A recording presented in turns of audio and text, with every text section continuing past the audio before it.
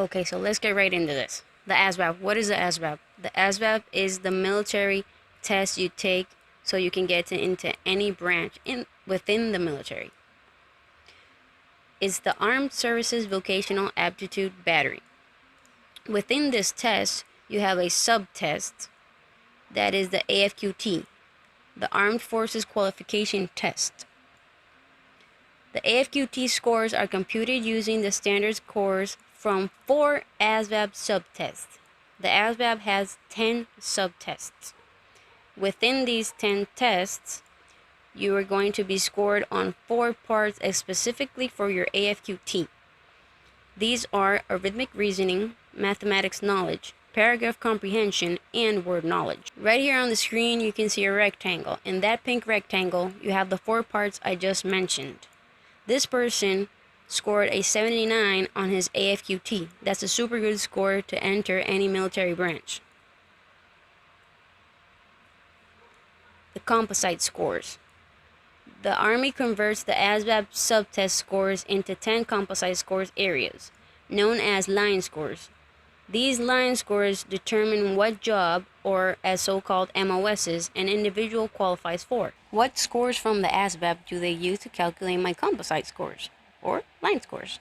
Let's see. Here you're looking at the same ASVAB test score sheet. The Army composite scores are in the pink rectangle. So as you can see, below the Army scores, you have Air Force, you have Navy, and you have Marines. I'm going to be talking only about the Army because it's the branch that I know of because I'm enlisting in this branch.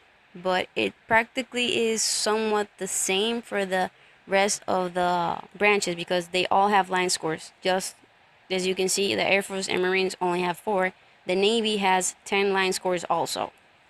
So here you have the line scores. So now I'm going to explain how do they get the line scores. So you have your standard scores up above.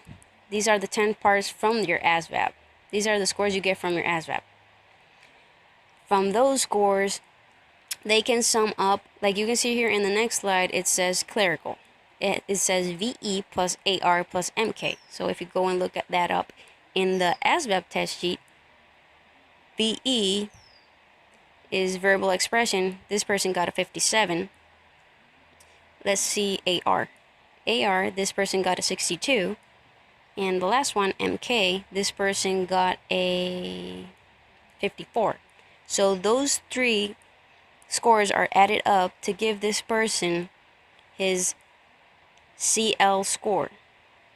And this happens through all the following: CO Combat, EL Electronics, FA Field Artillery, GM General Maintenance, GT General Technical, MM Mechanical Maintenance, OF Operators and Food, SC Surveillance and Communications, SD Skilled and Technical. So let's go another one so you can get the hang of this, because this is somewhat sort of tricky. Let's go to the SD Skilled Technical. It says GS. Let's go find GS. GS is 57 score. VE, verbal expression, is a 57 also.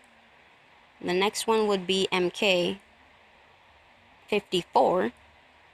And the next one would be MC, mechanical comprehension, is a 66. So all those scores are summed up to give this person in his ST a score of 120, like you see on the screen. So this person can get some really good jobs, or MOSs as the military calls them.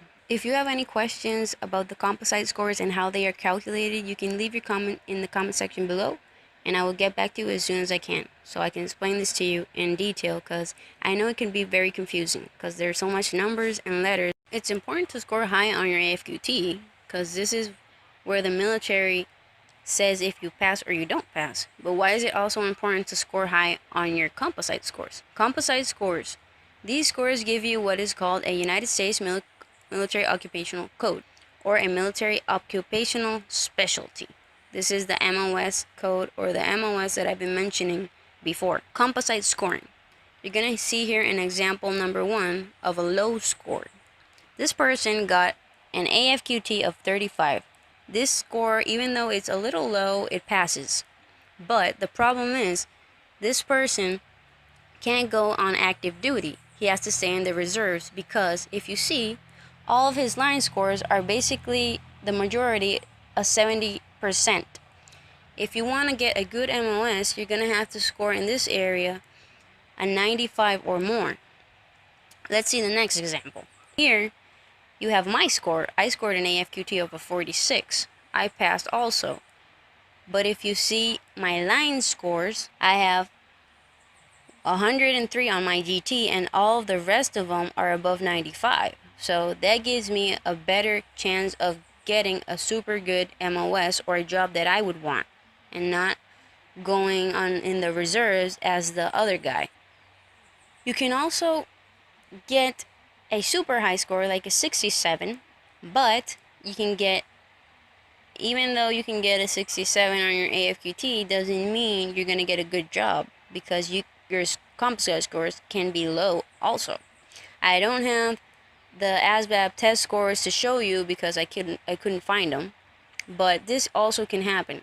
Anything can happen when you take the ASVAB, so take that in mind and into consideration when you're studying for the ASVAB. If you have any questions regarding the ASVAB AFQT scores or the line scores, just leave them in the comment section below, and I will answer anything you need to know on this topic. The majority of the information obtained for this video came from asvab.com and militaryspot.com.